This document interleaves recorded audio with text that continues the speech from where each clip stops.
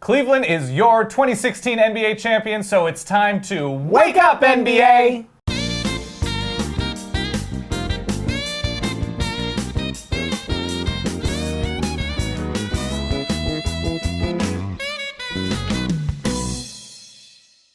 Welcome to Wake Up NBA, presented by State Farm. My name is Dan, that is Ryan, and guess what?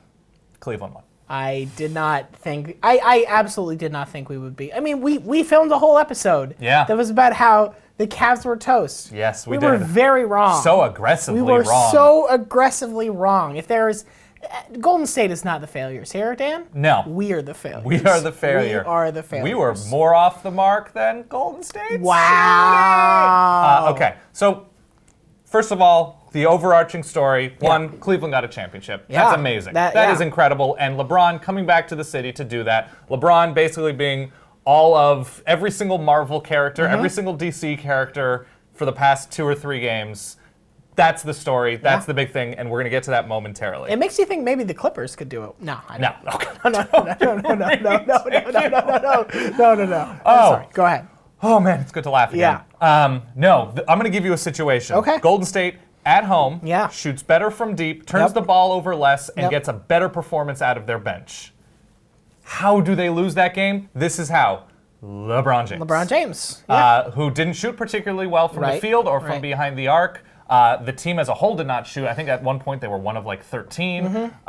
And Cleveland, through a mix of great late defense, timely shooting from J.R. Smith in the second half, and just I don't know what it was. It was the dumb Golden State signs in the stands. Something brought out angry LeBron. It was tweeting at LeBron and calling him a baby. Right. It was every single baby, cry baby, all of that just fueled him into basketball Hulk. And maybe the greatest block shot of all time. And sure, it's the recency bias, but what LeBron was able to do down the stretch of this series is a feat because of coming back from 3-1, because of the triple-double in Game 7. Because of winning 2 games in Oracle. Absolutely. It's just, and LeBron James deserves all the appropriate credit, MVP of the finals, an award he probably should have won, win or lose, just based on his performance overall. But we should talk about the other Cavs as well. Yes, we should. Not least of which is Kyrie Irving. I mean, his numbers for the last 3 games of this series: shoots over 52% from the field, shoots nearly 53% from the three-point line. He was the only person who made a field goal in the last 3 or 4 minutes of the game. What he did to finally step up, and this was the difference between last year's finals and this year's, was that LeBron had a steady, reliable second scoring option who was unafraid to take contact, was unafraid to drive to the rim, and you could see how it really changed what Golden State was able to do defensively. I think we should also talk about some of the big men as well. Losing Andrew Bogut, this is not something we'll probably really get into until maybe a month from now. Right. I think that hurt Golden State more than we thought it would at the time, considering he only plays 15, 20 minutes a game. Right, absolutely. No, and it's one of those things where I think Golden State people and people that are going to look at this series are going to say, well, Draymond being out for a game. Draymond was in control of his destiny. He amassed the flagrant fouls to get to that point. He did. So this isn't out of nowhere. This isn't a Phoenix Suns coming off the bench situation. He also wasn't great in Game 6, although he was fantastic. Draymond Green was, I think, the best part for Golden State in that Game 7. He was phenomenal. And Andrew Bogut getting hurt, that is basketball. Injuries happen in basketball. So Cleveland knows about injuries. Cleveland knows about injuries, and the fact that they had to so heavily rely on Dellavedova and Mozgov in last year's finals. How many combined minutes did they play last night? It's Bluto's GPA from Animal House. That would be 0.0. Yes. Tristan Thompson as well. Hell of a season. What a wonderful season in series for him. 3 double-doubles, 27 offensive boards in this series. The next highest, LeBron James, was 17. It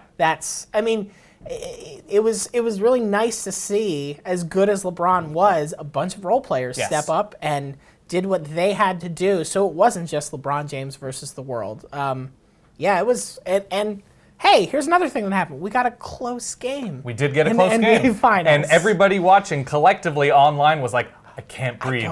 What is going on? I don't do this anymore. What do we do at this point? Okay, another issue that I think should be broached is Clay and Steph. not so much splash to the Splash Brothers last night. 6 of 24 from behind the arc. Yep. It should be said that, I mean, Klay had a fantastic series leading up to this. Yes. Steph really could not point to a single game after the Western Conference Finals in which he really looked like his old self.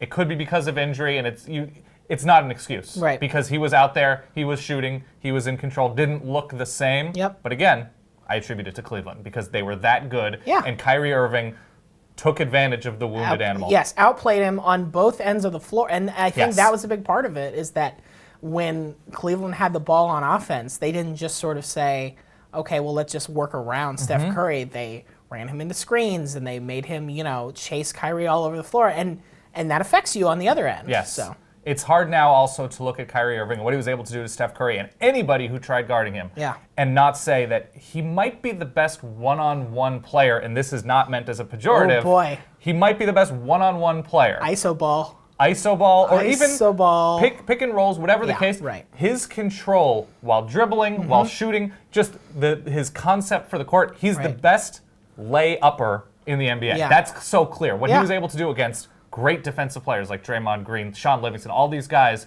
and just the control he has around the basket. And, I mean, he's been that forever. He's dealt with injury issues, otherworldly this series. That's the contest we need at the All-Star game. The layup just for the super old guys, the super, gym rat dudes who are like, I can't really. Just full court one-on-one?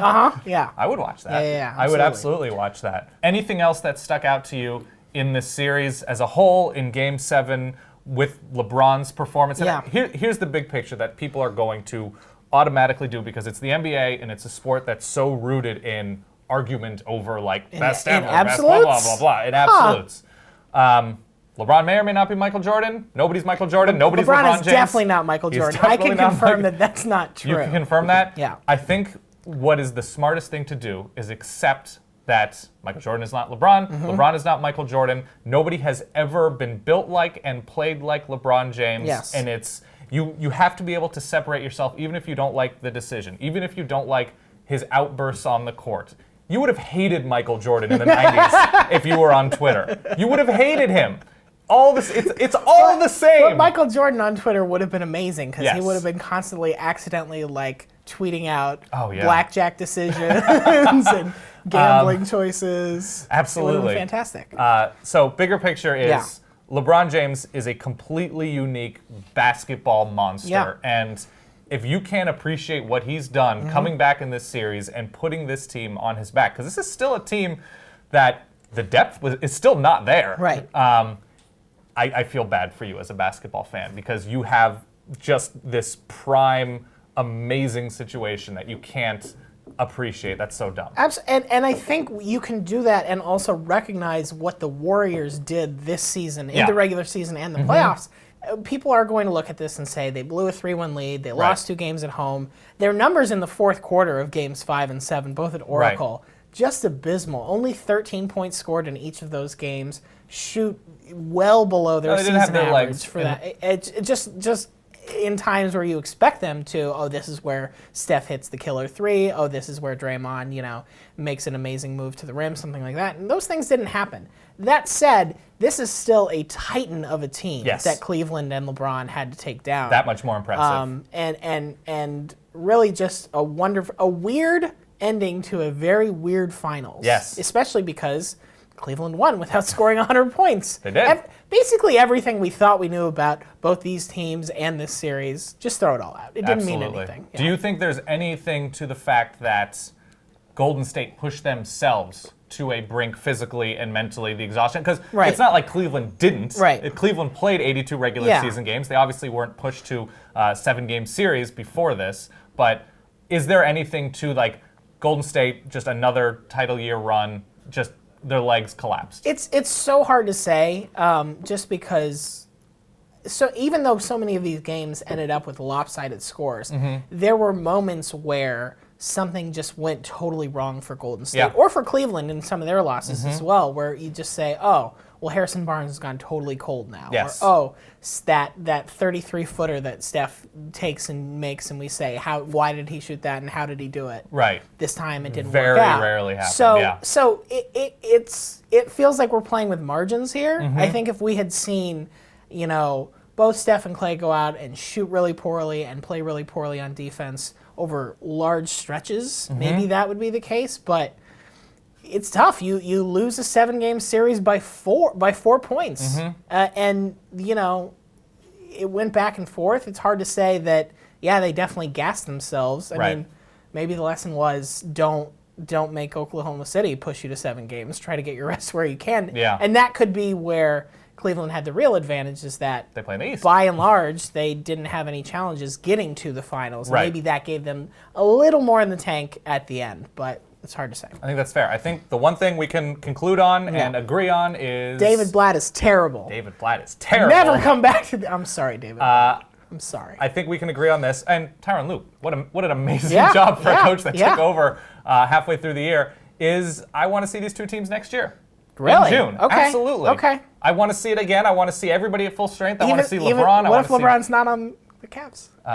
Well, then Nick Young-led Cavaliers will be there, and it'll be a whole new story. Good. Nick Young bringing it to Northeast Ohio. I say LeBron just comes. I hope LeBron comes to New York and then just gets super fat. Just super fat. Just give up fat. I like that. A Jerome James. Yeah. Cool. Yeah. All right. Thank you for watching Wake Up NBA, presented by State Farm. Season is over. Thank you for watching. We'll see you soon.